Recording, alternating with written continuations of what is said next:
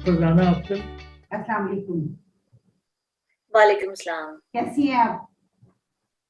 जी अल्लाह का शुक्र है, दुआएं आपकी बहुत अच्छे से हूँ अल्हम्दुलिल्लाह। Welcome to learning from life initiative. Thank you series of for inviting. Series of conversation with overseas Pakistanis. तो आप ठीक ठाक हैं? जी अल्हम्दुलिल्लाह, I am very well, I am good. Farzana Afzal, आप ये बताएं कि आप यूके कब आए और आपका ये एक्सपीरियंस कैसा रहा और किस तरह है? जी, I came to UK almost 30 years ago.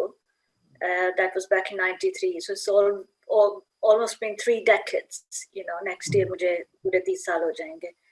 तो राउंड फिगर आप 30 कह सकते हैं। तो एक्सपीरियंस अच्छा रहा और बस काफी ये कि हार्ड वर्क स्ट्रगल भी किया और काफी अप्स एंड डाउन्स भी लाइफ में आए फैमिली के हिसाब से और काम के हवाले से, लेकिन अल्हम्दुलिल्लाह अल्लाह ने हर उस चीज से जो है ना मुझे उसमें सुरखुरू किया हर इम्तिहान में।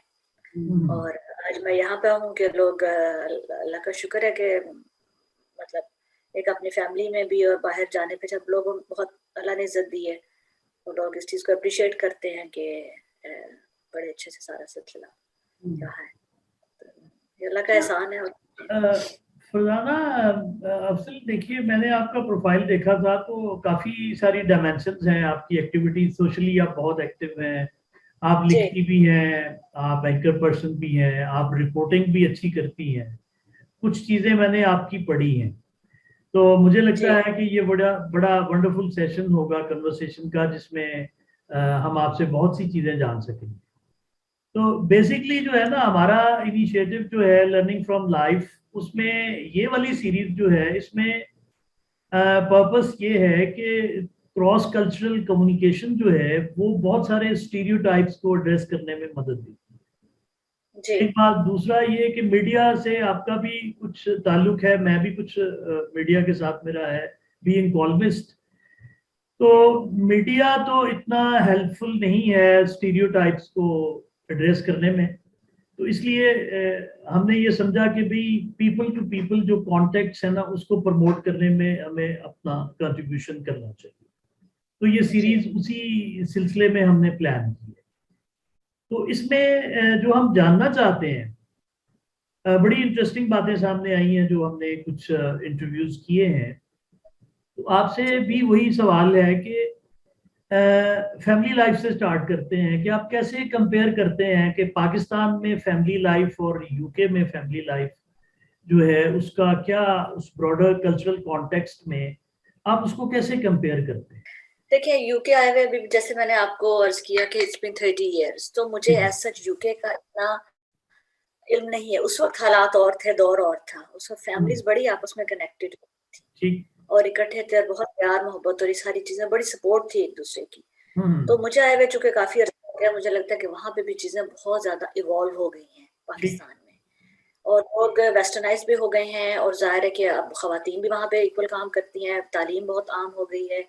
तो उस दौर में, हमारे दौर में, मेरा ख्याल है मैं शायद अपने फैमिली में पहली एक मेरी कजन डॉक्टर बनी थी, वो मुझसे छोटी थी, और मतलब चूंकि मैं 1 साल बड़ी थी, 2 साल, तो मैंने एमबीए किया था, तो मैं पहली सबसे ज्यादा आला तालीम याफ्ता थी। बच्चियों की कहाँ से पाकिस्तान में आप कहाँ पे थे? आपका नेटिव टाउन कौन सा है और कहाँ से आपने एमबीए किया? मेरा जो ताल्लुक है, आप शायद आप इस्लामाबाद में रहने वालों का नहीं पता हो, मेरा ताल्लुक है हरुणाबाद से।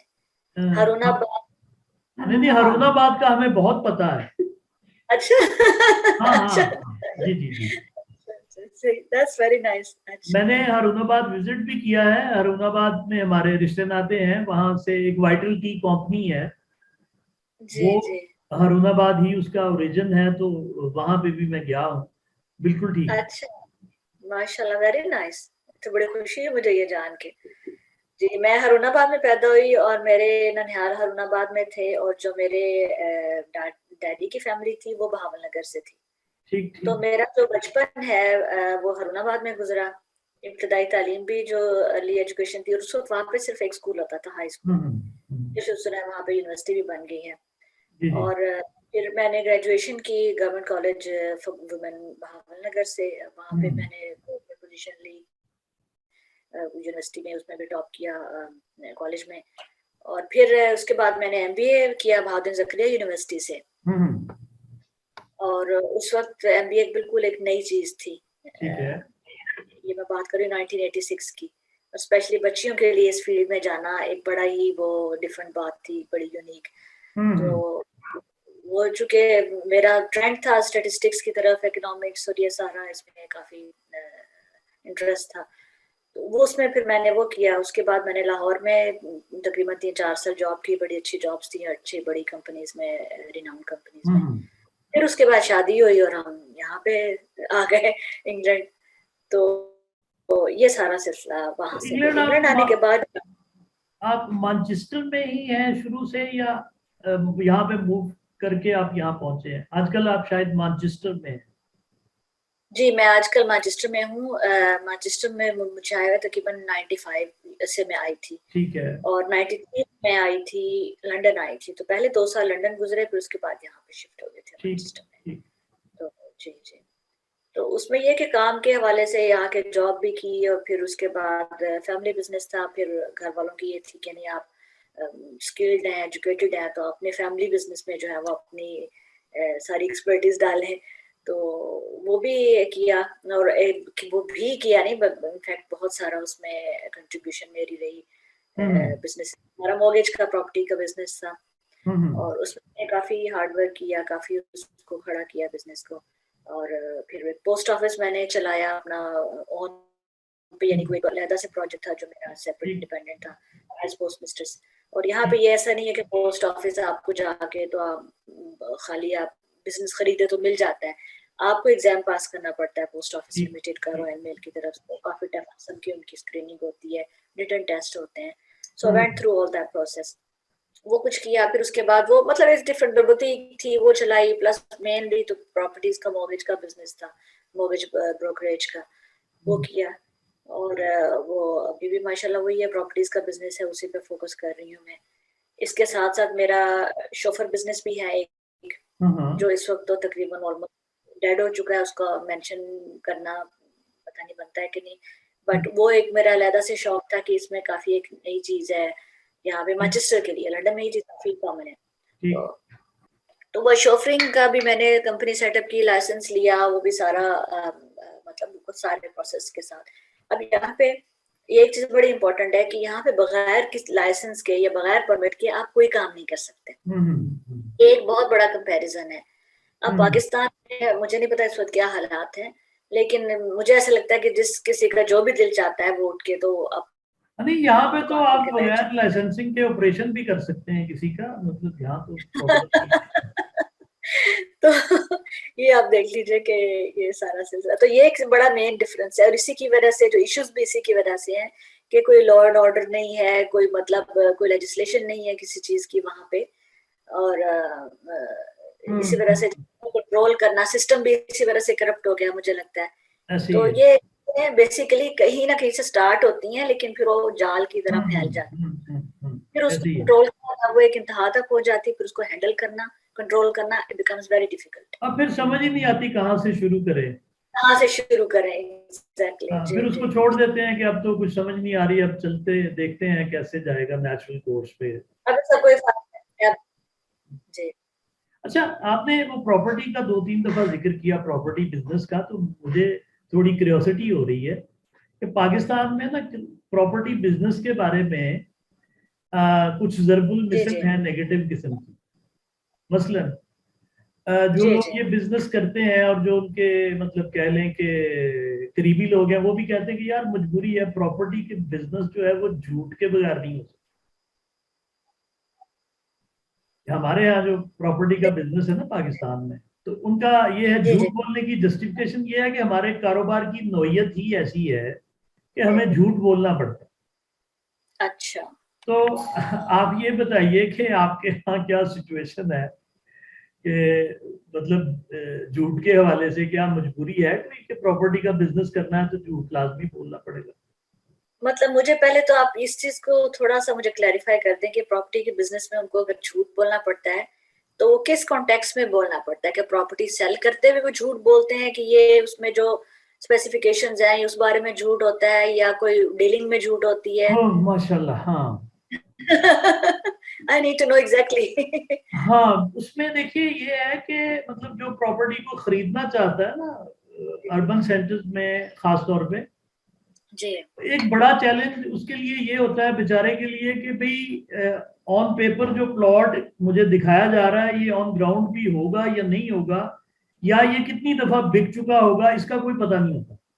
जी जी जी जी। और बहुत बड़ा कंसर्न है क्रेडिबिलिटी का कि ये जो सेलर्स हैं, ये जो कंपनी है, इनसे हम खरीदेंगे तो हमें पोजेशन भी मिल जाएगा या हमारी रकम डूब जाएगी। ओके।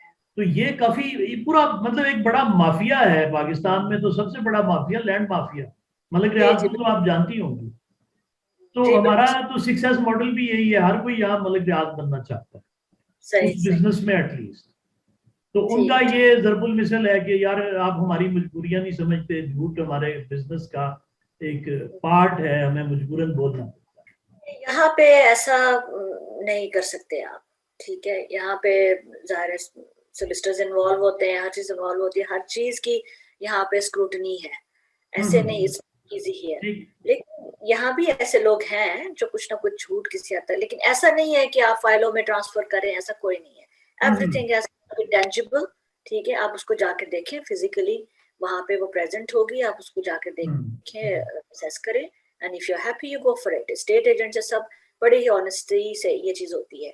लेकिन जहाँ डीलिंग के बारे में ताल्लुक है ना, अब ये है कि हमारे लोग क्या कर रहे हैं यहाँ पे कि उनके पास जो सारा पैसा जो है वो व्हाइट मनी नहीं होता। बहुत सारे लोगों के पास व्हाइट मनी इसलिए नहीं होता तो टैक्स सेव करते हैं, ठीक है।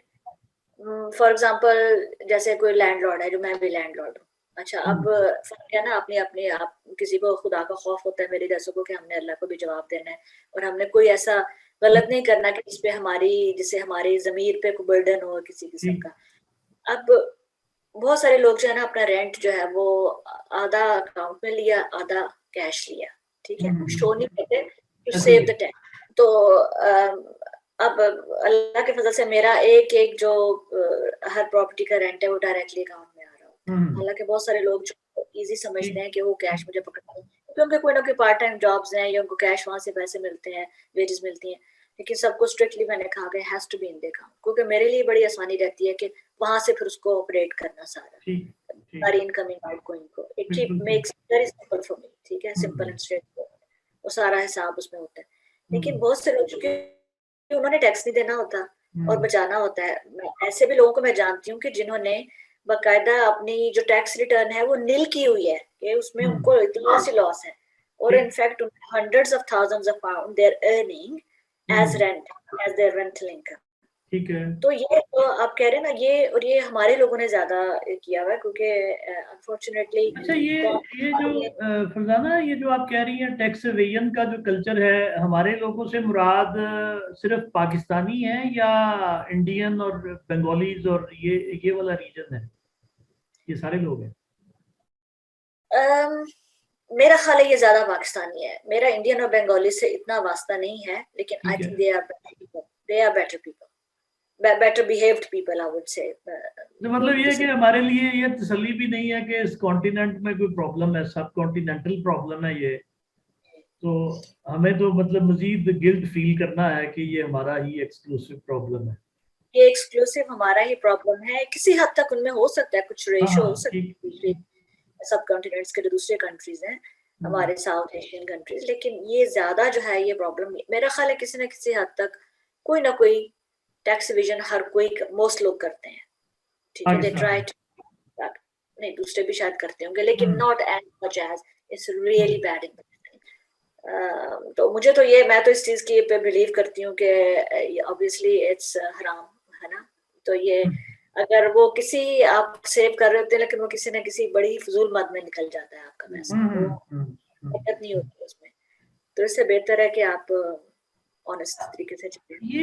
ये थोड़ा इंट्रीगिंग है कि जिन लोगों ने जिस सिस्टम के अंदर आप ऑपरेट कर रहे हैं ना जी, जिन्होंने ये सिस्टम बनाया है वो यूजुअली परसेप्शन ये है कि वो तो इतना खुदा पे यकीन नहीं रखते जिस तरह से हम समझते हैं कि हम रखते हैं, लेकिन सिस्टम जो है वो मतलब ऑनेस्टी पे चलता है। उसमें हम लोग जो है मतलब अगर कोई गॉड फियरिंग है तो वो तो अपनी वजह से है, अगर नहीं है तो फिर हम उसमें मुख्तलिफ चीजें जहाँ पॉसिबिलिटीज होती हैं टड्डी मारने की वो हम मारते हैं। तो आपकी नजर में सोल्यूशन क्या है, मतलब इसको कैसे दुरुस्त कैसे किया जा सकता देखिए, पहले तो मैं आपने जो भी बात की बड़ी इंटरेस्टिंग बात है, ये बात मैं अपने बच्चों से भी अक्सर उनको एंगेज रखती हूँ अपने साथ कुछ ना कुछ डिस्कशन में। आपने जो बात की कि गॉड फेयरिंग से, हाँ मैं उनको हमेशा ये बताती हूँ, वो भी मेरे बच्चे भी इस बात पे कन्विंस्ड हैं कि आपने अगर कोई अच्छा काम करना है या सही काम करना है, इसलिए नहीं करना कि आप खुदा से डरते हैं, ठीक, इसलिए करना कि वो सही चीज है। हाँ ठीक है, हाँ, आपने गलत काम नहीं करना बिकॉज आपने नहीं करना, दिस इज नॉट यू। हम्म, ठीक है, उसमें आप अल्लाह ताला को तो आप मतलब उसमें ना इन्वॉल्व करें ना। ठीक ठीक है, ये तो हमारी नेचर है। ठीक है, ठीक, अगर हमारे नेचर में बेईमानी है, हमारी सरिश्त में बेईमानी है। अब देखिए ना, यही गॉड फेयरिंग लोग एक तरफ मजहब के ऊपर कितने इमोशनल होते हैं हमारे पाकिस्तान में, लेकिन बेईमानी चोर बाजारी और ये सारी करप्शन करते हुए इनको डर नहीं लगता। ठीक है, बिल्कुल ऐसे ही, एक वैसे मजहब के नाम पे ये लोग क्या इन्होंने किया कि वो जो श्रीलंकन का जो हाँ हादसा हाँ, हुआ मैनेजर को, ऐसे ही है, तो अब यहाँ से अंदाजा कि कितनी hypocrisy और कितनी कंट्राडिक्शन है इनके हम्म, बिहेवियर में। ऐसे ही ठीक है, है, अगर ये गॉड फेयरिंग है तो फिर चोर बाजारी भी ना करें और ये सारा जो है वो बेईमानी भी ना करें किसी हाँ तरीके से। हाँ बिल्कुल तो ठीक, because you are a good person, so regardless you are religious और नॉट, यू हाँ have to do, you have to tread on the right track. ठीक, ठीक है, आपने राइट ट्रैक पे चलना है, आपने ऑफ द ट्रैक नहीं हम्म, होना। अच्छा, इसी तरह से ये आपका सवाल का जवाब मैं देती हूँ बाद में, इसको मजीद मैं एलाबोरेट करना चाहूंगी कि जी जी, मैंने अपनी बच्ची से बात करते हुए कुछ 1-2 महीने पहले मुझे किसी चैरिटी में बुलाया गया, बुलाते रहते हैं, तो मैंने उसको बताया कि देखो ये वहां पे उन्होंने इतना वो स्पीचेस में जैसे कि आपको वो करते हैं ना, हम्म, करते हैं, बड़ी मोटिवेशनल होती है कि आप ये करेंगे, एक देंगे तो अल्लाह ताला आपको 10 गुना उसका ज्यादा देंगे। ऐसे एंड ही आई है, थॉट यस, मतलब अगर आप अच्छे काम के लिए फंड रेजिंग करें, आप ये बताएं कि इससे लोगों का किस तरीके से भला होगा। हाँ तो अगर मैंने वहां पे कुछ दिया या मैं अगर ऐसे कोई करती हूँ तो मैं इसलिए करती हूँ कि मेरे इससे लोगों का इस एक्ट से किसी का भला होगा। ठीक है, तो ये नहीं मैं करती कि रिवॉर्ड के लिए। और ये बात हाँ, जब मैंने बेटी को बताया, मेरे कहने से पहले वो मुझे कहती है, 15 साल की है सबसे छोटी मेरी बेटी, तो वो हम्म, कहने लगी कि no you don't do it, this is selfish. उसका हम्म, कि if you ask for reward this is selfish. तो हम्म, ये मतलब सोच जो है ना हमारे घर में, इस तरह की थिंकिंग है। तो ये एक तो ये बात हो गई। और सॉरी, दूसरा आपका नहीं यही क्वेश्चन क्या था, यही मैं बात बीच है, में बिल्कुल अपनी आप बात में। बिल्कुल नहीं, आप ठीक उस पर कमेंट कर रही है। मेरा असल में जानना मैं ये चाह रहा हूँ कि ये देखिए ना, ये जो कल्चरल कॉन्टेक्स्ट है जिसमें आप रह रहे हैं, यहाँ पे जी जनरली हमें ये बातें सुनने को मिलती हैं और खुशी भी होती है, लेकिन जी अनफॉर्चुनेटली ये हमारे अपनी सरजमीन जो है वहां पे हमें हम ढूंढते हैं कि कोई ऐसी बात करे, हमें ये बातें सुनने को नहीं मिलती। अ, जी, वही बात है, वो एनालिसिस बिल्कुल, मैं आई एग्री विद यू, मेरा भी वही है, आपका भी वही है। मैं वजह जानना चाह रहा हूँ कि what is wrong with us. मेरा ख्याल है हम लोग जो है या तो प्रेशराइज्ड बहुत है हम, कि हमारे ऊपर लाइबिलिटीज बहुत ज्यादा हैं। अब जो वेस्टर्न कंट्रीज के जितने भी फैमिलीज हैं वो वहां पे अब देखिए हर बंदा कमा रहा है, उस पे एक्सपेक्टेशंस थोड़ी होती हैं फैमिलीज की। अब वो एक्सपेक्टेशंस पूरा करने के चक्कर में, because he has to please everyone, he has to please not just his own wife and children but the obviously the parents and जो भी फैमिली बैक होम है उनकी, और वो सारा उनको वो पूरे एक उसने पूरे अपने क्लैन को लुक आफ्टर करना होता है। So trying to look after everyone, जहाँ हर जगह पे वो फिट आने के लिए वो फिर चूंकि वो अपने महदूद जो उनके लिमिटेड जो मीन्स होते हैं, they can survive into that, so they look for shortcuts, they look for other options। वो उनको ये समझ में आ रहा होता कि उनको खुश करते करते आप अपनी आकत खराब कर रहे हैं, कि आप अपने जमीर पे कोई बोझ ले रहे हैं। तो that's where things go wrong. तो अगर हर शख्स, मेरा ख्याल है, उनको ये इतनी हमारी फैमिलीज जो पाकिस्तान में हैं और जो लोग बाहर आए हुए हैं बाहर के मुल्कों में, चाहे वो अमेरिका हो, कनाडा हो, इंग्लैंड हो, कमाने के लिए, आप बिलीव करें यहाँ पे वो कोई अच्छे हालात में नहीं रह रहे होते। और कंट्राडिक्टरीली क्या है कि जो पाकिस्तान में जो उनकी फैमिलीज हैं, they are enjoying their money, जबकि तो उसकी सारी वजह वो बेचारे वहां पे पूरा करने के लिए फिर वहां पे जाते हैं, फिर वो एक शो ऑफ का कल्चर है कि जी हम बाहर से आए हैं और फिर तोहफे तोहाइफ और वो सब वहां पे भी एक तकसीम शुरू हो जाती है जाके। वो मैंने ये सारा चीजें देख चुकी हूँ अपनी लाइफ में, और दिखावा बहुत ज्यादा होता है। लेकिन यहाँ पे घुट के मर रहे होते हैं, क्योंकि ये मसला यही है कि आप फिर उसको ना शॉर्टकट आप ढूंढते हैं कि उस होने के लिए। लेकिन अगर एक्सपेक्टेशंस पीछे वाले भी कम कर दें, I think that helps a lot. कि अगर वो सिर्फ अपने बच्चों की या बीवी की जिम्मेदारी ही वो शख्स ले और या चले अपने पेरेंट्स की जो वालिदैन का हक है, लेकिन इसके अलावा जो एक्सटेंडेड फैमिली है, मेरा नहीं ख्याल कि उनका कोई राइट बनता है। हाँ, अगर आपको अल्लाह ने इतना दिया है तो you must have, you should have your duty. लेकिन अगर आपके पास नहीं है, महदूद आपके लिमिटेड मीन्स हैं, तो देन प्लीज आप उस बंदे को उस पे को तरस खाएं और उस पे ये चीज बड़ी यहाँ पे है कॉमन। बिल्कुल ठीक। तो ये अगर हम इसको रिकंस्ट्रक्ट करना चाहें तो उसके लिए क्या करना पड़ेगा आपके ख्याल में? मतलब क्या करें तो हम ठीक करने की तरफ जाएंगे? स्टार्ट कहाँ से करें? स्टार्ट देखिए, सबसे पहले तो स्टार्ट जो है ना वो ऑलमोस्ट हो चुका है। स्टार्ट इस तरह से हो चुका है कि अब यहाँ पे भी बच्चे बच्चियां पढ़ने लगे हैं, जो हमारे पाकिस्तानी फैमिलीज की। वरना यहाँ पे जो भी 50, 60, 1950s में 1960s के जो एरा में लोग यहाँ आए थे, मैं ये समझती हूँ कि वो दे हैव नॉट इवॉल्व्ड। उनका माइंड सेट वही है आज से 50-70 years बिफोर का। They have not evolved. उनकी जो फैमिलीज हैं, जो उनके रिलेटिव्स हैं वहाँ पाकिस्तान में, they have evolved with time, progressive हो गए हैं, उन्होंने सीख लिया है, मॉडर्नाइज हो गए हैं, वो अपने बच्चों को बढ़ा रहे हैं। अब यहाँ पे क्या था, फोर्स्ड मैरिजेस। पाकिस्तान में भांजा बुलाना है तो आप मीरपुर में जाएं, और ये specially runs a lot in Mirpur families, ठीक है, एजे की फैमिलीज में ये चीज बड़ी कॉमन है। तो उस पे काफी जो है वो एक्शन लिया गया, बल्कि एक दो मेरा ख्याल है एक बच्ची का मर्डर भी हो गया था कुछ साल पहले। तो इसी तरह से अरेंज मैरिज थी, वो नहीं चाहती थी एनीवे पाकिस्तान गई, वहां पे उसको खिलढा, तो वो केस भी चला कुछ इस तरह का। तो इस तरह के इंसिडेंट्स हुए कि फोर्स्ड मैरिजेस पे भी यहाँ काम हो रहा है। अब ये है कि आपकी इस कोशिश की जा रही है कि बच्चियां पढ़ें, जो बच्चियां पढ़ रही हैं, बच्चियां भी पढ़ रही हैं, लड़के भी पढ़ रहे हैं, और अवेयरनेस आ रही है। उसकी वजह से घर का माहौल भी तब्दील हो रहा है, वो सोच भी तब्दील हो रही है। तो जैसे कि आपके पाकिस्तान की गवर्नमेंट कहती है कि जो इतना बिगाड़ इतने सालों में आया है वो इतनी जल्दी ठीक नहीं होगा, it's going to take time. तो यहाँ पे भी एग्जैक्टली इसी तरह से it's going to take time to change the mindset. अब ये है कि मुझे लग रहा है कि थोड़ा माइंडसेट चेंज हो रहा है। और मेरे भी ये जो लिखने की और ये सारी वजह यही है, मैंने मतलब स्कूल लाइफ से लिखा करती थी और इस चीज में काफी एक्टिव थी मैं, लेकिन अभी मैंने इस पे फोकस करना शुरू किया है। इट्स नॉट बीन लॉन्ग, कुछ फ्यू मंथ्स ही हुए हैं, और मुझे लगा कि इसकी बड़ी जरूरत है। और मेरा उर्दू में लिखने की भी रीजन यही है कि आप तक पहुंचे, क्योंकि देखिए आप उनको यहाँ के यूके यूरोप में रहने वालों के क्या मसाइल हैं, दे आर नॉट अवेयर। उनको खुद ये नहीं पता कि हमारा क्या मसला है, they don't even know what their own problems are, ठीक है। तो उसको आइडेंटिफाई मैं करना चाहती हूँ, उनका माइंडसेट चेंज करना चाहती हूँ, और उनको अवेयरनेस देना चाहती हूँ कि वो यहाँ की गवर्नमेंट, यहाँ के रूल्स रेगुलेशन लॉ, यहाँ इस कंट्री की पॉलिटिक्स को समझें।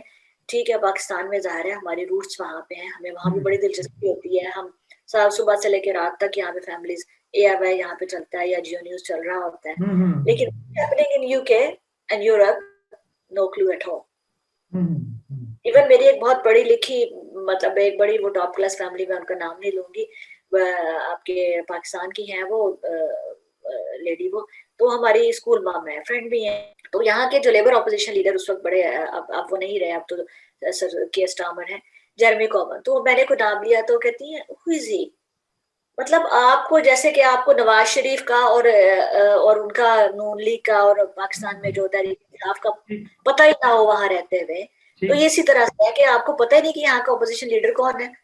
तो आप देखिए, आप पढ़ी लिखी हैं, आप क्या कर रही हैं, मतलब ठीक है आपने बच्चे भी आप संभाले, मैंने भी सारा काम किया है माशाल्लाह। 3 बच्चे हैं मेरे, बड़े ग्रोन अप हैं, सब ग्रामर स्कूल्स में पढ़े हैं माशाल्लाह, उन्होंने हाल ही एजुकेटेड, अच्छी जॉब्स हैं उनकी, छोटी अभी मेरी पढ़ रही है।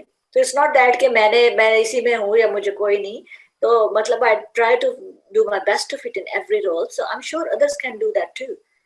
ठीक है, आप उसको बैलेंस एक तरीके से ला सकते हैं, कुछ तो आप समझ रखें कि आपके यहाँ इर्द गिर्द क्या हो रहा है। जी, अब जो आपने बात कही कि इसको कैसे चेंज रिकंस्ट्रक्ट कैसे करना है, तो I think reconstruction has already begun, तो बट यू टेक बिल्कुल ठीक। अच्छा, लिखने का आपका मैंने जो है ना तजदीदे पासपोर्ट और तजदीदे वफा, ये मैंने पढ़ा था, ये मुझे अच्छा लगा इस एतबार से कि वो एक जो है ना पर्सनल एक्सपीरियंस को रिलेट करना विद अ लार्जर फिनोमेना और उसमें जी एक मैसेज छोड़ना, ये बड़ा जी मतलब अच्छा है कि वो बड़ा सहल सी जुबान में एक रोजमर्रा का एक्सपीरियंस है ना, जी जी जी और उसको आप उसके साथ रिलेट करते हैं और उसमें एक मैसेज देते हैं, तो वो बड़ा वो आप बहुत अच्छा कर रहे हैं। तो ये जो हम जो कोशिश कर रहे हैं इसका भी मकसद यही है कि इस तरह के लोग जो, और मुझे थोड़ी ये खुशी हुई है कि पाकिस्तान से सो फार जी जितने पाकिस्तानी पाकिस्तान से बाहर है उसमें जी जी हमने जिसका भी इंटरव्यू किया, चाहे वो टैक्सी ड्राइवर क्यों ना हो, जी उसमें भी एक ना वो कंट्रीब्यूशन की एक विल और उसके लिए पैशन मौजूद है कि वो they want to do something for Pakistan. यहाँ पे सिचुएशन जो है ना, हम बड़ी मटेरियलिस्टिक फेज में से गुजर रहे हैं, हमारे ऐसे कंसर्न नहीं है, बल्कि ये जो हम कर रहे हैं ना, तो हमारे जो यहाँ के लोग हैं वो कहते हैं इसका क्या फायदा होगा, मतलब ये जो आप कर रहे हैं, ये जो आप वक्त लगा रहे हैं, तो क्या मिलेगा। अच्छा, मिलेगा से मुराद यही है कि भाई इसके पैसे कितने मिलेंगे ना, इससे जी अल्टीमेटली क्या होगा, इससे क्या अपॉर्चुनिटी आएगी मटेरियल टर्म्स। जी जी जी तो वो रियलाइजेशन जो है ना वो रिलेटिवली काफी कम है, उसमें हम अभी मुख्तलिफ सिचुएशन से गुजर रहे हैं। जी तो ये जो है ना, ये अच्छी बात है कि आप ये कंसर्न रखती हैं और ये काम भी करती No, I हैं। think अच्छा, you're doing amazing job. You're doing wonderful job, Mashallah, and I'm really happy that I'm talking to you. And I'm sorry it took so long for us to from my side to organize that, but it's नहीं नहीं wonderful. नहीं नहीं, it's okay, कोई मसला नहीं है, अंदाजा है कि मसरूफियात होती हैं। जी अब मुझे अभी तो मतलब I can't say for sure कि जी ये इवेंचुअली कहाँ जाएगा, लेकिन थोड़ी चीज़ें बन रही हैं जिसमें ख्याल ये है कि जब लोगों को हम आइडेंटिफाई करेंगे, जी यहाँ पे जो लोग रियलाइज करते हैं उनके साथ जी लार्जर ग्रुप्स में उनको कनेक्ट करेंगे, एक कंट्रीब्यूशन है जी for the change of consciousness, और वही इब्तदा बनती है हर चीज़ की उसके।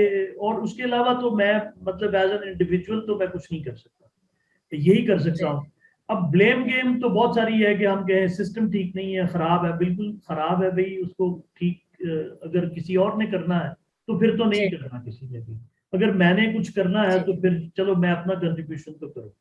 अच्छा, जी मैं आपसे, चूंकि आप लिखती भी इतना अच्छा है, अगर आप कोई तीन एक ब्रॉडर जो होती है ना कि फैक्टर्स या तीन ऐसे पॉइंट्स आप कंपेयर करें कि एक पाकिस्तानी तो आप हैं बेसिकली कि हमारे कल्चर में और जहाँ पे आप रह रही हैं वहाँ के कल्चर में तीन बड़े जो कंट्रास्टिंग पॉइंट्स जो हैं वो कौन से हैं। कुछ तो बातें हुई हैं लेकिन कुछ मजीद अगर अच्छा, contrasting points up as in terms of system you're asking, in terms of society. in terms of society. Um, you mean the Western society and Eastern जी जी society? बिल्कुल, पाकिस्तानी और जो आप वहाँ पे रह रहे हैं उसमें क्या आपको डिफरेंसेस क्या In UK, हम्म, यहाँ पे भी there are classes of people, ठीक है? There are different classes, जैसे आपके ना lower class हर जगह पे होते ठीक हैं, middle class, ठीक upper class. अब ठीक। हर क्लास का different जो है वो lifestyle है, हम्म, different perspective है, तो वो क्लासेस को भी अगर आप आपस में कंपेयर करने लगेंगे तो वो एक फिर बड़ी लंबी हमारी डिबेट हो ठीक जाएगी, ठीक। ठीक है? और मुझे ये लगता है कि पाकिस्तान में भी जो है वो है, लेकिन यहाँ पे भी क्लासेस ऐसी हैं, अगर यहाँ कहा जाए कि इंग्लैंड जो है वो बड़ा ही ऑनेस्ट कंट्री है, ऐसा नहीं है, ठीक। ठीक है? ऐसा नहीं। अब यहाँ पे भी जो लोअर क्लास के लोग हैं, मैं जानती हूँ बहुत से लोग मतलब अब्यूज कर रहे हैं सिस्टम को, ये मैं गुरों की बात कर रही हूँ, मैं ठीक ठीक, बिल्कुल सही। where they are fully abusing the system, benefits पे हैं, उस पे social services पे हैं, और ये सारे उसको जो है ना वो उससे वो फायदा उठा रहे हैं, और काम करने में वो नालायक हो जाते हैं, ठीक है? अब ये एक दफा इमरान खान साहब ने कुछ अर्सा पहले कुछ वो स्टॉल सा था फूड का, कि फ्री फूड होगा, तो लोगों ने कहा कि आप तो लोगों को नालायक कर रहे हैं कि आए और खाना लेके वहां से चले जाए, या इसके लिए आप रोजगार तैयार करें। तो वो चीज यहाँ पे भी काफी हद तक ये थ्योरी है कि यहाँ की गवर्नमेंट जो है वो लोगों को बेनिफिट देती है। अब जो तबका, जो लोअर क्लास तबका जो बेनिफिट्स के ऊपर है, काम करने में चोर है, सारा दिन वो ड्रिंक करेंगे, घर में बैठ के टीवी देखेंगे और बच्चे पैदा करेंगे, ठीक है। और जितने बच्चे पैदा होगा हर बच्चे का एक्स्ट्रा पैसा मिलता है, ठीक है। तो इस चक्कर में वो तो इंसेंटिव है ना, इंसेंटिव है। तो वो गवर्नमेंट का है कि जी अगर पहला बच्चा तो ये, सेकंड बच्चा तो ये, तीसरे बच्चे को तो आपको और 150 पाउंड ऐड हो जाते हैं। तो ये एक चीज बड़ी अच्छा। जो मिडिल क्लास है वो हार्ड वर्किंग है। मिडिल क्लास जिसमें हमारे पाकिस्तानी भी हैं, ये वो लोग हैं जो टैक्सी ड्राइवर भी हैं, जो फैक्ट्रियों में भी जिन्होंने काम किया। मिडिल तो नहीं कहना चाहिए, अब से वर्किंग क्लास। तो ये उनका तरीका डिफरेंट है, उनके ऊपर अपने खानदानों का बहुत ज्यादा बर्डन है। और यहाँ पे जो बाकी जो मिडिल क्लास है, जो गोरे लोग हैं, I think they are decent people. और अपर क्लास जो है वो सारे यहाँ के टोरी गवर्नमेंट में है, जो सारे टॉप क्लास जो उनकी एजुकेशन है और वो ऑक्सफोर्ड के से पढ़े हैं या वो ईटन स्कूल से पढ़े हैं, ये वो क्लास है जो बिल्कुल टॉप एंड है ना, एलीट क्लास। तो वो उनका एक अपना है, वो बड़े स्नॉबिश हैं और वो समझते हैं वो जो कर रहे हैं गवर्नमेंट भी वही रन कर रहे हैं, although they make mistakes but they are fine doing it because they think they know the best. तो ये सारी चीजें जो है ना, एक बड़ा मिक्स्ड कल्चर है। अब अगर मैं कहूँ कि UK society is the best हो या western society, it's not, it's a mixture of classes. तो और आपका सॉरी आपका ये क्या था कि एज कंपैरिजन आपने क्या कहा था? 3 चीजें। मैं एक तो पॉइंट आ गया ना सामने, तो इसके अलावा और नेक्स्ट जो है वो क्या? तो ये पॉइंट हिसाब से कि इतने ऑनेस्ट ये भी कॉम नहीं है, अगर कहा जाए ये भी यहाँ पे फरिश्ते हैं, इट्स नॉट लाइक दैट, ठीक है। Good and bad people are everywhere. तो अगर हम इस बात से, हमें थोड़ी सी ये तसल्ली मिलती है कि सारी खराबी हम पाकिस्तानियों में ही नहीं है, हर कल्चर, हर सोसाइटी में इश्यूज हैं, ठीक है, नथिंग इज 100%। तो दूसरा ये था। और दूसरा जो फैमिलीज के हिसाब से है, तो उसमें जो फैमिली लाइफ है वो भी मैं यही कहूंगी जो मिडिल क्लास तबका है वो बेस्ट है। तो क्योंकि उनमें कल्चरल वैल्यूज भी हैं, आइदर इट्स नए जो लोग हैं एशियन है या वेस्टर्न पीपल है, जो ब्रिटिश पीपल है, ब्रिटिश वगैरह, मतलब ये कि जो गोरे हैं ना, तो उनमें ये है कि they look after each other, और आपस में एम्पैथी भी है, एक क्लोजनेस भी है आपस में। तो वहां पे वैल्यूज भी हमें नजर आती हैं। अब मैं जहाँ पे मेरी जो स्ट्रीट है सामने, जब मैं तकरीबन 10 साल पहले इस घर में शिफ्ट हुई, तो सामने एक हमारे कपल रहता है और वो very old fashion, really lovely couple है। अब उन्होंने आके मुझे कार्ड डाला, वेलकम टू, जो हमारे घर का एड्रेस है कि आप यहाँ पे हमारी स्ट्रीट में आए हैं, और वो क्रिसमस पे वो जाके कार्ड डालने और आगे पीछे पूछना कि आप ठीक है, ये है वो है। तो वो एक ना बड़ी, वो एक मतलब मैंने देखा है कि पुराने लोगों में वैल्यूज हैं यहाँ पे। और जो नए लोग हैं वो भी, जो मतलब मेरी एज के नए तो नहीं है, मैं कहती हूँ जो मिडिल एज के लोग हैं वो भी सब, मतलब एक चीज, वो एक है, कनेक्शन है आपस में उनका, और तालीम भी किसी हद तक है, और वो अपना काम भी कर रहे हैं, वो एक अच्छे तरीके से अपने सारा जो सिस्टम है उसको मैनेज कर। और क्लास है उनका एक बिल्कुल डिफरेंट लाइफस्टाइल है, वो हम उसको उसमें नहीं ला सकते, बिकॉज उनके, मेरा नहीं ख्याल कि आपस में कोई इतनी क्लोजनेस है। वो वेरी मटेरियलिस्टिक है, they are very very materialistic people. सिर्फ ये कि वेल्थ ओरिएंटेड है उनकी हर चीज। अच्छा ये बताइए कि जो एक जनरली होता है ना कि हमारे यहाँ जो फॉर एग्जांपल के एटीट्यूड टुवर्ड्स टाइम जो है, कि टाइम का सेंस हमारा जो है वो तो इस तरह का है कि अगर हम किसी को टाइम देते हैं, कोई तय करते हैं, तो कोई 1.5-2 घंटे तो उसमें डाल देते हैं कभी।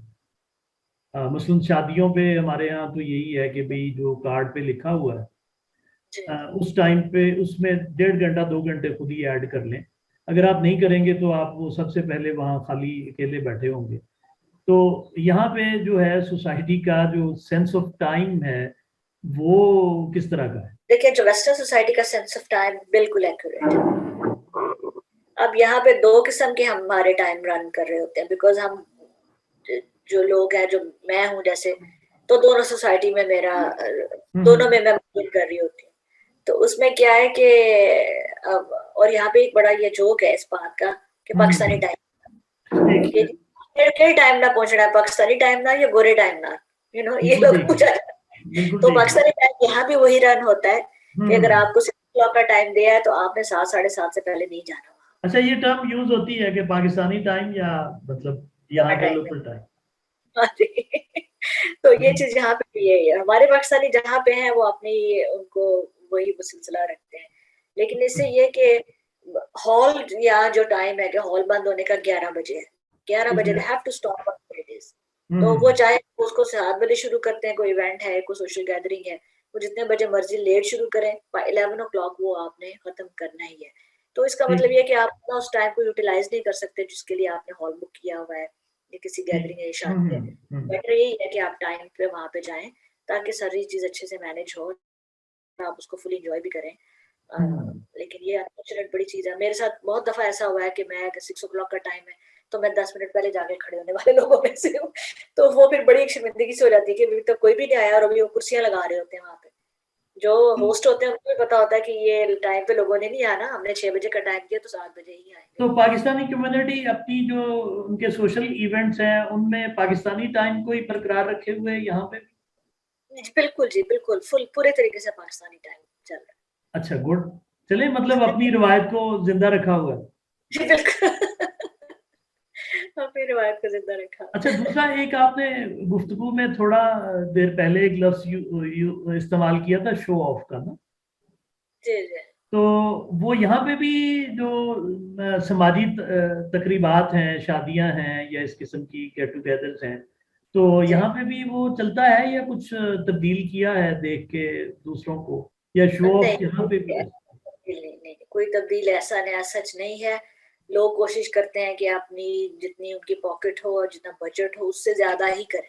हम्म तो हम्म जो कि गलत बात है, काफी इसराफ होता है यहाँ भी शादियों में।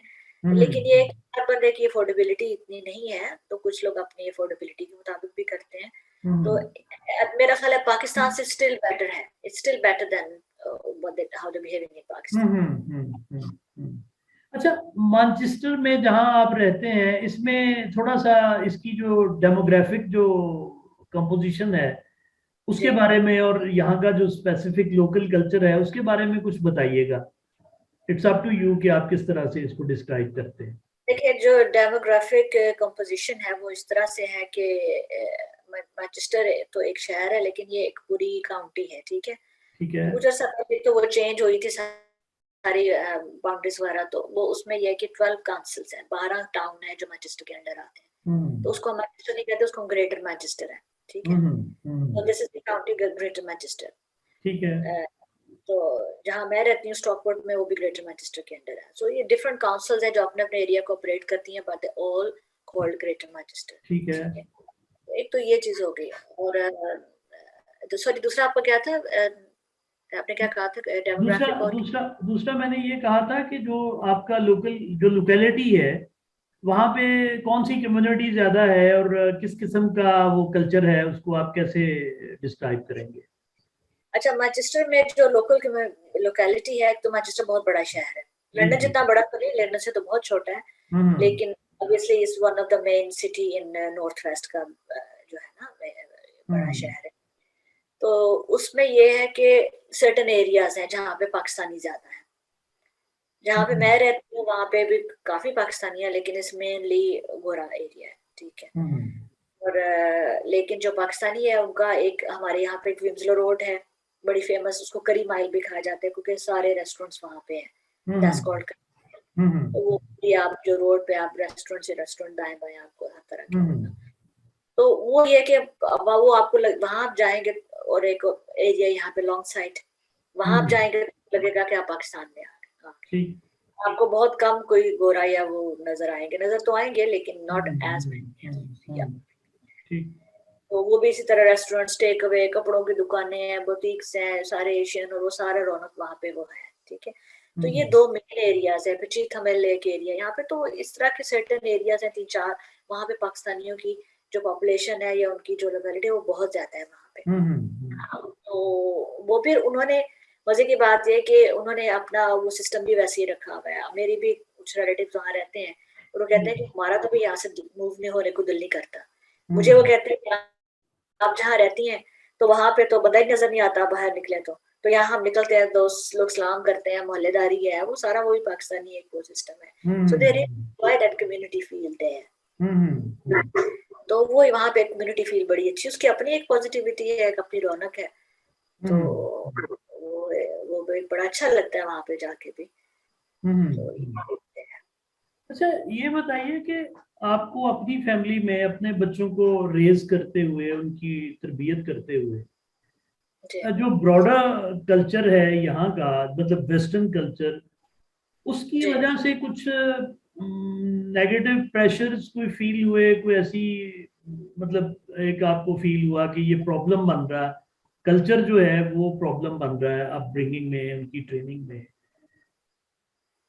हाँ जी, ये तो आपने बड़ा अच्छा क्वेश्चन किया। कल्चर बिल्कुल बनता है प्रॉब्लम। हम्म। कि कैसे इस चीज को कहना चाहिए कि बच्चे देखें जब स्कूल में पढ़ते हैं ना, हाँ। जा रहे हैं, उनकी एजुकेशन है, स्कूलिंग है, उसमें जो ज्यादा जो मेजोरिटी है वो गोरे बच्चों की है। ठीक है। ठीक है। तो उन्होंने उनके साथ उठना बैठना भी है, उनकी फ्रेंडशिप्स भी उनके साथ है। तो एज सच सोसाइटी की तरफ से नहीं, लेकिन जहाँ से उनकी हम्म। स्कूलिंग हो रही है, वो हाँ। फिर एक पीयर प्रेशर भी होता है, और वहां से उस चीज को एक कंट्रोल करना, मैनेज करना, एक क्या कहते हैं ना, दरमियान का रास्ता निकालना, to find a way between balanced, कि वो करना वो एक बड़ा टैक्टफुल चीज होती है। जब बच्चे जो है कि हम ये नहीं चाहते कि वो बिल्कुल ही हम उनको अपने महदूद सर्कल में रखें कि वो सही है। सोसाइटी में जाके सक्सेसफुल ना हो सके। ठीक है। वो भी हमें कंट्रोल करनी है चीज के, मतलब उनको हम्म। लेटर हो, उनको वो भी जाहिर है कि उन्हें काम करना है, यूनिवर्सिटी जाना है आगे, यूनिवर्सिटी अगर बिल्कुल पढ़ ली ठीक है है।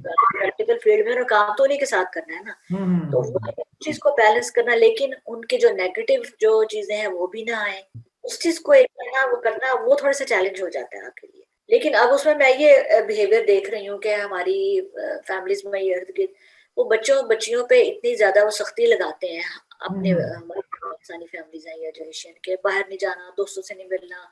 मैं ये हम्म। समझती हूँ थोड़ा सा बच्चों को लिबर्टी देनी चाहिए, हम्म। बच्चों पे थोड़ा सा ट्रस्ट भी हमें करना चाहिए। हमारे पाकिस्तानी लोग बच्चों पे ट्रस्ट नहीं करते, और उसी की वजह से ज्यादा चीजें खराब हो जाती हैं। That's where things go wrong. मतलब ये नहीं कि आप उनको बिल्कुल छोड़ दें शुतर बेमहार के वो हर दूसरे दिन पार्टी कर रहे हैं, या वो बाहर घूमने के लिए जा रहे हैं अपने फ्रेंड्स के ठीक। साथ या स्कूल के बच्चों के साथ, ऐसा भी नहीं है। मतलब थोड़ा सा कभी कभार उनको इजाजत दे दी, आप जाएं करें, लेकिन एक जो है वो बैलेंस तरीके से आप उसको चले, ताकि एक तो अपने बच्चों का रिलेशन भी अच्छा रखना है, ये भी एक बड़ी चीज है कि अगर आप बच्चों पे हाँ, बेजा सख्ती करेंगे, बच्चे आपसे दूर हो जाएंगे। ऐसे ही है। ऐसे ही है ना। और वो ऐसे ही बच्चे है। आप जो छुप के जो भी कुछ उनको करना होगा छुप के करेंगे, आप ये भी नहीं बिल्कुल ऐसे चाहते। ही। बिल्कुल ठीक आप है। ये चाहते हैं कि बच्चे जो भी करें वो आपके नॉलेज में हो, जहाँ जा रहे हैं, हम्म। जिन लोगों से हम्म। मिल रहे हैं, लेकिन आप उनको जाने तो देना। तो बिल्कुल ठीक। एक चीज करना, ये चीज बड़ी है कि ये बैलेंस बिहेवियर अपनाना बहुत जरूरी है। ऐसे और ही ये है। मैं अपनी में भी मैं उनको कहती हूँ कि आप प्लीज ऐसे ना करें, मतलब उनको हम्म। अपनी वो जैसे उनकी बच्ची है या वो अपने फ्रेंड्स के साथ जाना चाहती है, कि आप please let her go, not every week कि हर वीकेंड पे वो घूमने चले, ठीक। वंस अ मंथ अलाउ कर दें। तो हाँ। मैं भी ऐसा करती हूँ, मेरी छोटी, बड़े तो बच्चे बड़े हो गए माशाल्लाह, लेकिन छोटी जो है वो उसके साथ ऐसे ही मेरा सिलसिला, और पहले जो बड़े थे उनके साथ भी ऐसे ही था ठीक। कि कभी कभार उनको अलाउ करना, और उस हर चीज उसको। आपके बच्चे जो हैं वो उर्दू बोलते हैं? ये एक बड़ा इंपॉर्टेंट क्वेश्चन है। अच्छा, इसमें मेरे जो बड़े बच्चे हैं वो उर्दू बोल लेते हैं टूटी हम्म। फूटी, ठीक है, ठीक। समझ तो पूरी है। अच्छा, हम्म। मेरी कोशिश होती है कि मैं जो है ना उनसे उर्दू में बात करूं, हम्म। स्पेशली जब डांटू तो उर्दू में डांटू। तो हम्म। उसमें यह है कि वो, ताकि उनको समझ तो आ रही है ना सारी, ठीक है। अब ठीक। वो जब रिस्पॉन्ड करते हैं तो वो मेरे से वो उर्दू में बात नहीं करते, मुझसे भी इंग्लिश में बात, लेकिन ये कि वो इतना मैनेज कर लेते हैं मेरे बड़े दोनों बच्चे, कि वो जैसे फैमिली में ये मेरी अम्मी है, अपनी नानी से ठीक उनसे है। जाके वो थोड़ी बहुत मतलब कम्युनिकेट कर सके ना, इतना वो है। हम्म। लेकिन आप एक्सपेक्ट करते हैं कि वो हमारी तरह। अच्छा, अब इसमें डिफरेंस ये है कि मेरे घर में कोई बड़ा नहीं है, कोई दादा हम्म। दादी या कोई ऐसा बड़ा बुजुर्ग ठीक। नहीं है जिनके ठीक। साथ बच्चों की इंटरेक्शन हो। ठीक। अब ये चीज जो है वो मेरी अम्मी के घर में है, मेरा भाई की जो हम्म। बच्ची है, मेरी बेटी, अब ठीक वहां है। पे उसके दादा दादी मतलब थे जब मेरे डैडी भी जिंदा थे, अल्लाह उनको जन्नत नसीब करे, वो अपने हम्म। पोते बेशुमार बेतहाशा प्यार। अब वो हर वक्त बुजुर्ग जो है घर में अपनी पोती के साथ खेल रहे हैं, बातें ठीक। कर रहे हैं। मेरी भतीजी की जो लैंग्वेज है उर्दू, वो इतनी परफेक्ट है, ऐसे की जैसे आप उनमें बात करें। वो भी यही मैनचेस्टर में है। अच्छा। उसकी वजह ये है कि पेरेंट्स भी, उनकी मदर भी इंग्लिश नहीं बोलती हैं, मतलब, ठीक। और फादर जो है वो भी मीडिया में है, खैर माशाल्लाह मेरा भाई भी मीडिया में है, तो वो भी उर्दू ही घर में बच्चों बेटी के साथ बोलता है। ठीक है। और डैडी, ज्यादा बच्ची ने उर्दू सीखी है ग्रैंड पेरेंट्स से। मेरे घर में ये सिस्टम नहीं था। मुझे इस जगह पे यहाँ पे लैग कर गई हूँ बच्चों को उर्दू उसको बेहतर बनाने में। कि तो ये डिपेंड्स कि जो जॉइंट फैमिली में रह रहे होते हैं के बच्चों को उर्दू आ जाती है, ये सारी कैपेसिटी का मकसद नहीं है। ठीक। और जो फैमिलीज नहीं है जॉइंट, जो अपने अपने है, तो अब मेरा लाइफस्टाइल भी ऐसे है कि मैं काम भी करती हूँ, घर भी, ये भी, तो वो एक तरीके से बैठ के पूरी गुफ्तगू करने का मौका। पर फिर मेरे बच्चों को ये भी पता है कि हमारी माँ इंग्लिश बोलती है तो हमें जरूरत नहीं उर्दू बोलने की उससे। So why to make effort. अब वो मेरी जो नीस है वो अपनी माँ के साथ, क्योंकि उसकी माँ इंग्लिश नहीं बोलती, वो बचपन में बोलती थी कि वो पूरी एफर्ट करके उसके साथ उसको हर बात उर्दू में ट्रांसलेट करके अपनी माँ को करती थी। ठीक। और मैं जाती हूँ तो वो मुझसे इंग्लिश में बात करती है, तो शी इज वेरी माशाल्लाह स्वीट, वो बोलती है उर्दू। अब जो मेरी जो छोटी बेटी है वो नहीं उर्दू बोलती बिल्कुल भी, नॉट एट ऑल। समझती सब है, but she will not utter a single word in Urdu. पता नहीं उसको हेजिटेशन है क्या है। तो एक बड़ी अनफॉर्चुनेट बात है। It's not that I am very happy about this, it's very unfortunate. नहीं, आप इसको क्यों अनफॉर्चुनेट समझते हैं? ऐसे ही मैं जानने के लिए पूछ रहा हूँ कि मतलब व्हाई इट इज अनफॉर्चुनेट। मुझे ऐसे लगता है कि बच्चों को लैंग्वेज अपनी जरूर आनी चाहिए, मदर लैंग्वेज बच्चों को भूलनी चाहिए ना। अच्छा, ये हाँ, यहीं पे ना एक और सवाल इसके साथ जुड़ा हुआ है जो मैं असल में मजीद आगे बढ़ाना चाह रहा हूँ कि इसके साथ आपको मतलब आपका जो रिलेशनशिप है यहाँ पाकिस्तान के साथ, वो आपके बच्चों का तो नहीं है। अब सेंस ऑफ आइडेंटिटी जो आपकी है नेचुरली उनकी मेरा ख्याल है कि डिफरेंट होगी, तो वो कैसे अपने आप को आइडेंटिफाई करते हैं? आप तो अभी भी अपने आप को पाकिस्तानी फिर से मैं बताती हूँ कि मैं पाकिस्तानी हूँ, मैं कहाँ पे पैदा हुई। अच्छा, ये भी एक बड़ा है। सॉरी आपकी बात बीच में। नहीं, मेरा सवाल कंप्लीट हो गया था कि मतलब वो बच्चे अपने आप को कैसे आइडेंटिफाई। देखिए, बच्चे जो है आइडेंटिफाई तो एज ऑब्वियसली पाकिस्तानी पेरेंट्स की ही वो औलाद है, लेकिन मुझे लगता है कि जो मेरे जो बच्चे हैं, वो जो बड़े बच्चे स्पेशली हैं, अभी छोटी तो अभी बड़ी हो रही है तो पता चलता है, वो एक अपने आप को बिल्कुल यहाँ की सोसाइटी से रिलेट कर। ये ऑनेस्ट बात है कि मैं इसमें बिल्कुल नहीं आपको कहूँगी कि नहीं है, बट जो ऑनेस्ट बात है मैं वो आपको बता रही हूँ। दे कम्प्लीटली उनकी। अच्छा, एक ये भी, अब वो उस दिन मेरे बेटे से मेरी बात हो रही थी, तो वो कहने लगा कि आपने हमें जिन इंस्टीट्यूशंस में पढ़ाया है तो हमने वहां से यही सीखा है। सीखा मतलब ये कि वो आपके ऊपर इम्पैक्ट उस चीज का है। माशाल्लाह वो बच्चे मेरे जो है यहाँ के जो टॉप 10 के जो ग्रामर स्कूल्स हैं, प्राइवेट स्कूल, उनमें गए हैं, के one of the best schools में। तो अब उन्होंने वहां पे थ्रू आउट सारी एजुकेशन ली है, तो अब वो आप उनसे एक्सपेक्ट करें कि वो पाकिस्तान ने क्या या इस तरीके से, उनका ही कहना ये है कि या तो आप हमें फिर अपने हिसाब से उसी तरह के स्कूल में पढ़ाते जहाँ पाकिस्तानी बच्चे ज्यादा हैं या उस किस्म का माहौल है, तो आपने तो उस चीज का असर तो आएगा। इसी तरह से छोटी बेटी भी है, उसके ऊपर भी है अब उसकी। लेकिन ऐसा ये नहीं है कि उनकी फ्रेंड्स, उसकी एशियन फ्रेंड्स भी हैं, पाकिस्तानी बच्चे भी काफी हैं स्कूल में हमारे। क्योंकि अच्छा, ये एक बड़ी अच्छी बात है कि हमारे जो पाकिस्तानी अफोर्ड, ठीक है, बच्चे की अपनी काबिलियत पे भी तो डिपेंड करता है, लेकिन मैंने ये देखा है कि जो हमारी पाकिस्तानी फैमिलीज अफोर्ड कर सकती हैं, उनके पेरेंट्स के मतलब अच्छे बिजनेसेस हैं, उनकी कोशिश ये है कि हम अपने बच्चों को प्राइवेट एजुकेशन दें। अब यहाँ पे प्राइवेट एजुकेशन बहुत एक्सपेंसिव है, वेरी वेरी एक्सपेंसिव। ज्यादातर जो लोग मतलब हर किसी के बच्चे नहीं जा सकते, लेकिन ये देखा है मैंने कि वो प्रेफर कर रहे हैं कि अगर हम इतना पैसा कमा रहे हैं तो हमें अपने बच्चों को अच्छे इदारे में पढ़ाना है, अच्छी जगह में भेजना है, ना कि गवर्नमेंट के स्टेट स्कूल में। अब ये नहीं कि मैं उसको गवर्नमेंट स्कूल को अंडरमाइन कर रही हूँ, वहां से भी बच्चे बहुत नाम पैदा किया है। मैं खुद एक हरूनाबाद शहर से, देखिए अब यहाँ अल्लाह ने कितनी तरक्की दी है, तो मैं इस चीज पे नहीं वो करती। मैं समझती हूँ अपनी पर्सनल एबिलिटी होती है, अपना एक मोटिवेशन होती है, हार्डवर्क होता है, जिसकी वजह से इंसान आगे जाता है। लेकिन ये है कि इट मेक्स अ डिफरेंस। तो जो वो मैं देखती हूँ कि वो अपनी इन्वेस्टमेंट जो बच्चों के ऊपर भी कर रहे हैं, यहाँ की फैमिली जो अफोर्ड कर सकते हैं अपने अपने हिसाब से, हर कोई, जैसे आपको मैंने बताया ना, चेंज आनी शुरू हो गई है। आपने बात की रिकंस्ट्रक्शन की, तो वो ये रिकंस्ट्रक्शन होनी शुरू हो गई है। जो फैमिलीज है वो अपने बच्चों पे तवज्जो दे रही हैं, उनकी एजुकेशन पे तवज्जो दे रही हैं, और उसको समझ रही है कि दिस इज वेरी इंपॉर्टेंट कि हमारे बच्चे हैं वो उनका करियर हो, और मतलब कोई प्रोफेशनल एजुकेशन उनकी हो। और ये नहीं कि बस शादी। अब मेरे बच्चों, एक और चीज है, अच्छा, अब यहाँ का ये है कि अब मेरी बड़ी बेटी माशाल्लाह 25 इयर्स की होगी। अब ये माइंडसेट ऐसा है कि जो गोरा माइंडसेट, उसका भी ये कहना है, और मेरे बेटा 23 का है बड़ा, कि marriage is not goal of life. हम ये समझते हैं कि पढ़ाई की, थोड़ा सा 1-2 साल जॉब की, अब शादी हो जानी चाहिए। ठीक, इस बात से बच्चे बड़े इरिटेट होते हैं कि marriage is not goal of life. Goal of life is to achieve something, to be somewhere, career में आपने अचीव करना है, ना कि ये आप समझे कि शादी होगी तो बस ये ही गोल है ना, जिंदगी का एक वलीद मकसद है शादी। ये चीज, शादी is not important for that. ये बड़ा चैलेंज है, हमने चैलेंजेस की बात की थी।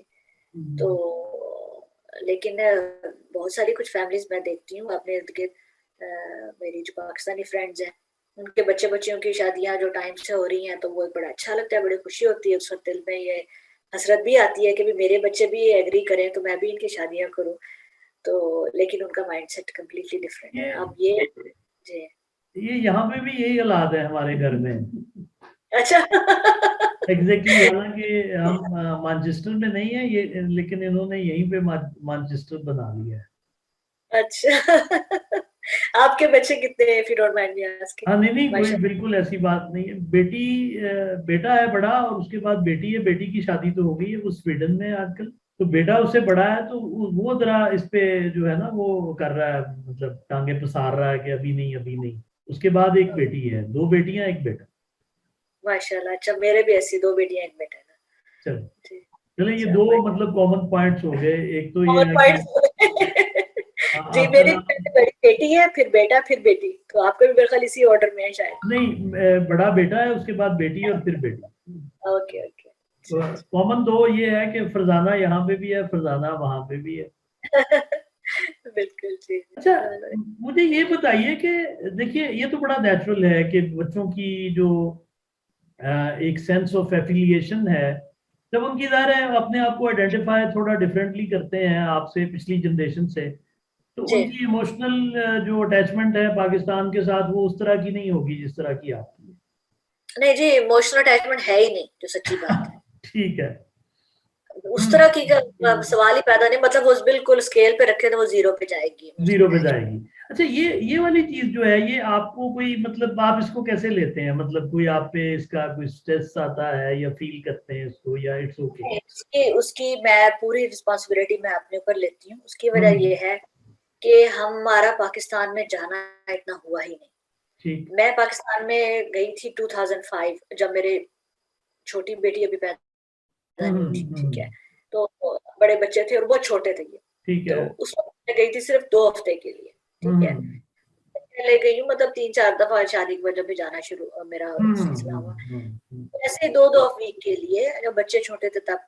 और मेरी जो सबसे छोटी बेटी है, उसने तो ट्रैवल किया ही नहीं पाकिस्तान। अब ठीक। मेरे इन बड़े बच्चों को बिल्कुल याद नहीं है, ठीक है। ठीक है। उस वक्त इनकी 5-6 साल के थे, या ये वो एजेस थी। हम्म। उसके बाद 2005 के बाद, क्योंकि मेरी फैमिली यहाँ आ गई थी और मुझे वो जरूरत नहीं थी, वो तो खैर पहले ही आ गए थे। तो ठीक। उसके बाद कुछ ऐसे सर्कमस्टांसेस हुए कि हम इतने बिजी हो गए कि हम्म बच्चों की स्कूलिंग में, एजुकेशन में अब छुट्टियां हैं, अब नहीं है। हम्म। वो काम का प्रेशर हो गया, ये सारी चीजों की वजह से ठीक। पाकिस्तान जाना नहीं हुआ। ठीक है। तो मेरे बच्चे 2005 का पाकिस्तान गए नहीं, मैं खुद गई हूँ 2019 में, आफ्टर 14 इयर्स। और वो भी हम्म। वीक्स के लिए लाहौर गई थी, और उसके बाद वापस। तो ठीक।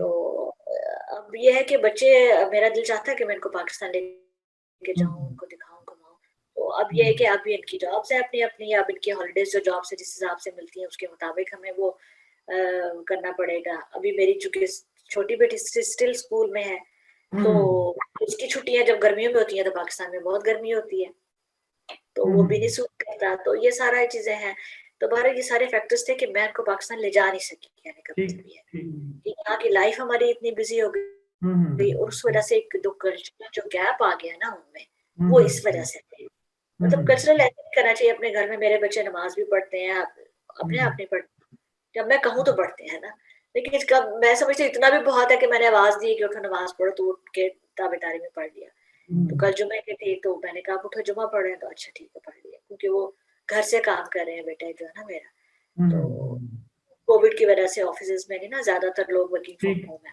ठीक। ये सारी चीजें हैं, तो ये गैप इस वजह से आया है। हम्म। तो उन्होंने पाकिस्तान देखा ही ठीक। जी। अच्छा ये बताइए कि रूटीन में मतलब जो डेली लाइफ है आपकी, उसमें फैमिली टाइम गेट टुगेदर आपकी रूटीन में दिन में किस वक्त होती है, किस वक्त इकट्ठे होते हैं बच्चों के साथ? ये भी एक बड़ा इम्पोर्टेंट बात आपने कही है, क्योंकि मेरे घर की जो रूटीन है वो टोटली डिफरेंट है। हम्म अच्छा, इसमें ये कि फैमिली टाइम हमने ये रखा था कि हम खाना एक वक्त पे खाएंगे, जो हम्म। थोड़े से के लिए प्रैक्टिस सही रहती है, उसके बाद फिर अपने अपने टाइम से लोग खाना खाना शुरू हो जाते हैं। ठीक है। क्योंकि अपने अपने टाइम से सो रहे हैं, अपने टाइम से उठ रहे हैं, उनके अपना टाइम टेबल है, वो उसको फॉलो करते हैं।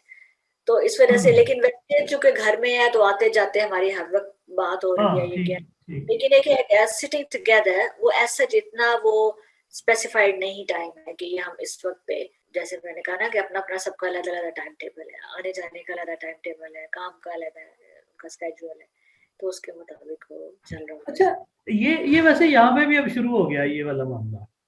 अच्छा। इसमें भी आप मतलब तसल्ली रखें कि यहाँ पे भी ये चीजें हो रही हैं। अच्छा।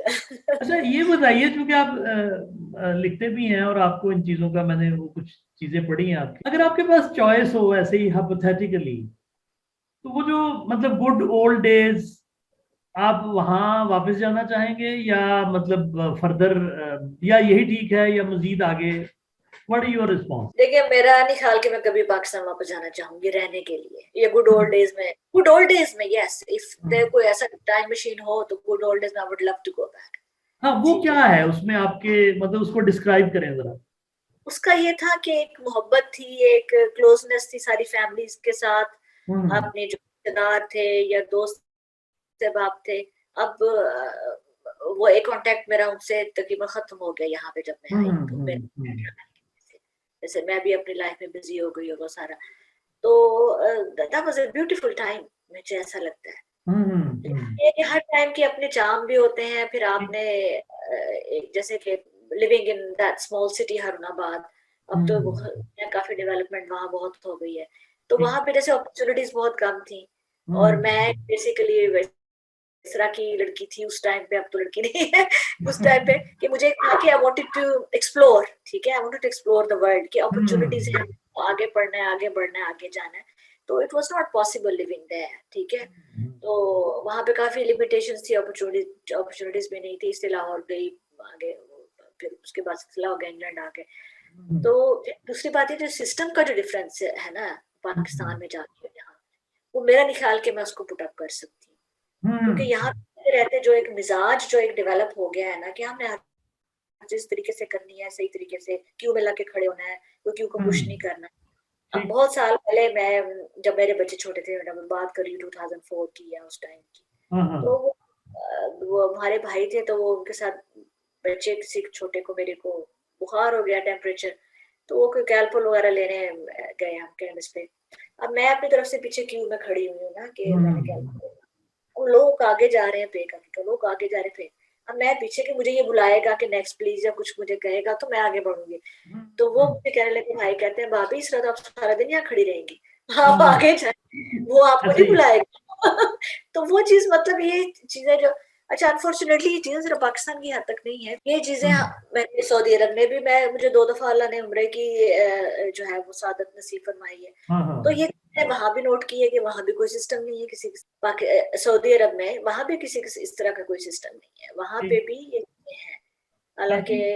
तो वो एक सिस्टम है, एक उस चीज को फॉलो करना, और अब देखिए जैसे मैंने वो पासपोर्ट के बारे में लिखा कि कितना क्विक है, और अब थ्री मेरा वो 3 दिन हो गए, पासपोर्ट आ भी गया, उन्होंने कहा आपके रिन्यूअल एक तो वैसे जल्दी हो जाती है, क्योंकि उसमें नया तो उन्होंने कुछ ऐड नहीं करना, उन्होंने नया ही वो प्रिंट करके और उसमें डाल के आपकी फोटो भेज देनी है, लेकिन जैसे मैंने बताया कि वो कितने एफिशिएंट हैं, वो मेरी एक फोन कॉल, 3 दफा फोन आया उनका उस दिन, ठीक। तो ये, और हजारों एप्लीकेशन उनके पास होती है, कोई ये तो नहीं कि सिर्फ मेरी ही थी, तो ये सिस्टम जो है ना, उससे मेरा नहीं ख्याल कि मैं कभी भी कोप कर सकती हूँ पाकिस्तान में रहना। Yes, holiday purpose I would love to come, और ठीक है। खाने पीने के लिए, कपड़ों की शॉपिंग के लिए, कपड़े हमारे वहीं से आते हैं, वहीं के कपड़े हम पहनते हैं, सारा कुछ वही। अच्छा तो चले, आप तो फिर मजे में हैं इस एतबार से। हम क्या करें, मतलब मतलब हमें भी ये चीजें, मेरा क्योंकि सब्जेक्ट भी है पॉलिटिकल साइंस, तो जी, मैंने पढ़ा भी है, ब्रिटिश सिस्टम को भी पढ़ा है, अमेरिकन सिस्टम को भी पढ़ा है, माशाल्लाह। तो उसका अंदाजा है मुझे। तो बाकी कुछ आप दोस्तों से जो बात हो रही है उससे मजीद पता चल रहा है। तो हमें तो फिर बड़ी तकलीफ बढ़ जाती है कि भाई हम क्या करें, अब हमें तो दिखाई नहीं देता दूर दूर तक कि इसको ठीक हो भी जाएगा तो कैसे होगा। तो क्या सुजेस्ट करती हैं, व्हाट शुड वी डू? देखिए हम भी आ मैंने जाए? आप यार तो फिर वहां कौन ठीक करेगा? सब ये अच्छे लोग यहाँ आ जाएंगे तो पाकिस्तान को कौन ठीक करेगा? ये भी तो सोचे ना। अच्छा, मैं ये सोच रहा हूँ कि ये जो अच्छे लोग जिनसे हम बातें कर रहे हैं ना, किसी तरह इनको बुला लें वापस के, प्लीज आप अच्छा, या अगर वापस नहीं भी आते ना तो आप कोई ऐसा इंस्टीट्यूशनलाइज एफर्ट हम कोई उसका बना सकें कि ऐसी हो सके कि जिससे आपका कंट्रीब्यूशन है। नॉर्म सेटिंग तो हो सकती है ना कि ये नॉर्म्स हैं, ये स्टैंडर्ड्स हैं। तो मैंने सुना है कि चाइनीज जो ओवरसीज जो चाइनीज हैं, वो जी चाइनीज कम्युनिटी ने बड़ा कंट्रीब्यूट किया है अपनी सिस्टम को ठीक कर। बाकी आपको भी आइडिया होगा कि बाकी कम्युनिटी, इंडियन कम्युनिटी भी बड़ी ऑर्गेनाइज है, अमेरिका में भी और आपके यहाँ भी मुझे लगता है कि ज्यादा होगा। जी, वो बहुत ऑर्गेनाइज और वो काफी प्रोफेशनल लोग हैं। इंडिया से जितने लोग आए हुए हैं, अच्छा हमारे लोग तो आए हैं ना असाइलम सीकर पे या इस तरह के लोग, हम्म जैसे हम्म वो लोग प्रोफेशनल वर्क वीजास पे आए हुए हैं। वो या तो हम्म डॉक्टर हैं या पीएचडीज हैं या बड़े बड़े हाँ डॉक्टरेट्स हैं, वो हाँ लिखे लोग हैं। अब यहाँ या तो फर्दर स्टडी के लिए आए हैं या यहाँ पे उनका फिर वो होता है ना after certain number of years के you can get the indefinite stay here. हाँ तो वो इस तरीके का उनका कोई सिस्टम है। वो सब वो कोई झूठ बोल के या फ्रॉड करके या ये सियासी बना लेके नहीं आए। वो तरीके से आए हुए हैं, प्रॉपर चैनल से आए हैं वो लोग। बिल्कुल ठीक। और जी ज्यादातर जो है वो बड़े ऑर्गेनाइज लोग हैं। आपकी बात बिल्कुल सही है इस बारे में। चाइना तो ने तो बहुत, चाइना तो इस वक्त टॉप पे है ना कंट्री पूरे। तो मैं आपसे ये कहूंगा आपको कि भले आप रहें यहाँ पे, आप अपनी जिंदगी गुजारें अच्छे तरीके से, लेकिन ये है कि कुछ ऐसा सोचें कि हम कुछ मिलजुल के ऐसी चीज कर सकें जिसमें ये कंट्रीब्यूशन हो सके ना कि भाई कुछ ना कुछ तो हम कर सके ना पाकिस्तान के लिए, उसके ठीक सिस्टम। है, आप इसके लिए प्लान करें। अगर आपके पास कोई ऐसी स्ट्रेटेजी है या कोई ऐसा प्लान है मिलके तो करते हैं, आप भी इस पे सोचें। मैं तो ये कर रहा हूँ, जो इसका पर्पस यही है, मैंने शुरू में भी कहा कि इवेंचुअली ये क्या शेप इसकी बनेगी मुझे अभी आइडिया नहीं है, लेकिन ये है कि अभी जिस चीज़ का आइडिया है we are trying to do it, कि आइडेंटिफिकेशन है, नेटवर्किंग है, इस स्टेज पे हम हैं, अगली स्टेज पे कुछ और चीज़ें आएंगी तो इवेंचुअली कुछ ना कुछ होपफुली हम करेंगे मिलजुल के, क्योंकि एक जी बंदे के डिज़ाइन करने से चीज़ें नहीं बनती नहीं है, मिलजुल के करने से होती है। तो एक मेरा ख्याल है कि सिस्टम के क्वेश्चन पे इसको कंक्लूड करते हैं। एक क्वेश्चन जो है ना वो आखिरी आपसे, जी वो फरजाना टू फरजाना वो क्वेश्चन एक रहता है, तो वो करते हैं छोटा सा सवाल और फिर जी जरूर जी ना आप अगर आप इतना लिखते हैं, अगर अगर आपको मौका मिले अपने ऊपर किताब लिखे तो उसका नाम क्या रखेंगे अपने ऊपर अगर आप किताब? कभी मैंने नहीं सोचा, लेकिन ऐसा आइडिया है कि मैं शायद अपनी जिंदगी पे किताब लिखूं। ऐसा अभी नहीं, ये काफी सालों से मेरे जहन में है कि अगर मैं अपनी सारी लाइफ जो भी स्ट्रगल्स हुई हैं और सारे उस पर लिखूं तो it will be very motivational for women. इसका टाइटल क्या रखेंगे तो ये? टाइटल नहीं सोचा, ये अब बड़ा मुझे ऑन द स्पॉट आप क्वेश्चन कर रहे हैं। टाइटल अभी मैंने इस बारे में नहीं सोचा, चले लेकिन या आप, ये जरूर हमारी एक ना गेस्ट स्पीकर आप थी। बताएं, अगर होगा तो आप बताइए, आप हाँ, सजेस्ट कर देना। नहीं नहीं, मैं आपको बताता हूँ, वो उन्होंने उनसे भी यही सवाल किया था। तो उन्होंने कहा कि उनको बड़ा अच्छा लगा सवाल, तो उन्होंने कहा मैं सोच के बताऊंगी। वो यूएन में काम करती हैं। तो अच्छा उन्होंने फिर बाद में ना व्हाट्सएप पे मैसेज किया था टाइटल उसका। अच्छा तो आप भी इस पे सोच अच्छा लीजिए और बाद में आप मैसेज कर दीजिए।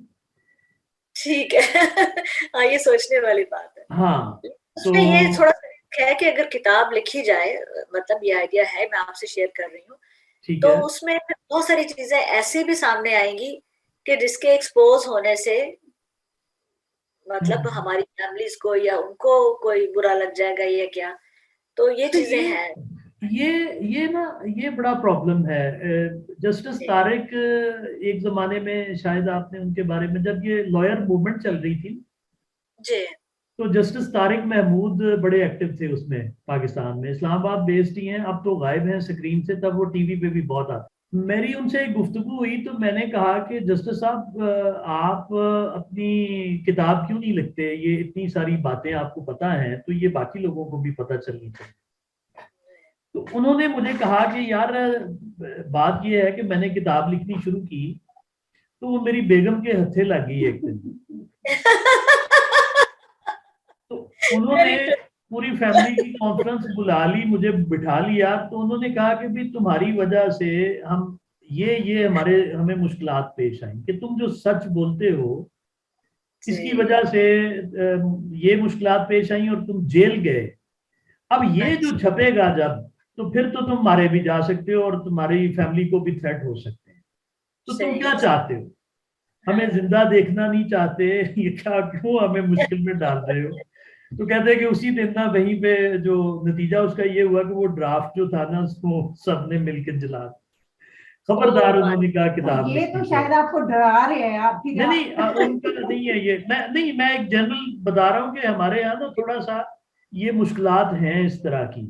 तो इमरान खान की किताब मैंने पढ़ी, उसने कुछ सच लिखे हैं अपने बारे में, लोग माफ ही नहीं करते मैं हालांकि मतलब पर्सनली मैं फैन नहीं हूँ इमरान खान का, लेकिन मैं समझता हूँ कि अगर एक बंदा अपने बारे में कन्फेशनल स्टेटमेंट जब दे दे तो इट्स ओके, उसको माफ कर दें, उसके बारे में थोड़े जनरस हो जाएं। तो यहाँ पे तो ये कल्चर वाकई ये मुश्किल काम है ये वाला। बहुत शुक्रिया, आप उस सजेशन पे भी सोचिएगा और मजीद लोगों को आप भी हमारी हेल्प करें आइडेंटिफाई करने में और हमारे साथ कनेक्ट करने में। ठीक है इंशाल्लाह। और इस पे सोचिएगा भी, और इस पे अगर आप सोच लें कोई टाइटल तो वो आप शेयर कर लीजिएगा। जरूर जरूर। तो बहुत शुक्रिया आपका, thank you very much for your time. बहुत शुक्रिया आपका अपॉर्चुनिटी देने के लिए। बहुत शुक्रिया आपका, हमें बहुत अच्छा लगा। मुझे तो बीच में जाना पड़ा, वो उधर मेरी मदर इन लॉ को थोड़ी जरूरत थी, तो इसलिए मैं बाद में अब सुनूंगी, रिकॉर्डिंग में से सुनूंगी कि आपके साथ क्या बात हुई है इंशाल्लाह। कभी आप पाकिस्तान आए तो आपने जरूर मिलना है हमें, और हम बड़ा आपको मजा कराएंगे यहाँ पे। पाकिस्तान बहुत अच्छा है, आप मिलेंगे तो इंशाल्लाह। हो सकता है कि मेरा नेक्स्ट मंथ कोई प्लान बन रहा है पाकिस्तान। तो चले फिर आप एडवांस में हम आपको इनवाइट कर रहे हैं, आपने फिर जरूर मिलना है। चलिए इंशाल्लाह, बहुत अच्छा लगे। चलिए ठीक है, खुश रहिए, आबाद रहिए, अल्लाह हाफिज। आपके लिए बहुत सी दुआएं आपके लिए। ओके जी, थैंक यू वेरी मच, सलामत रहे, खुश रहे।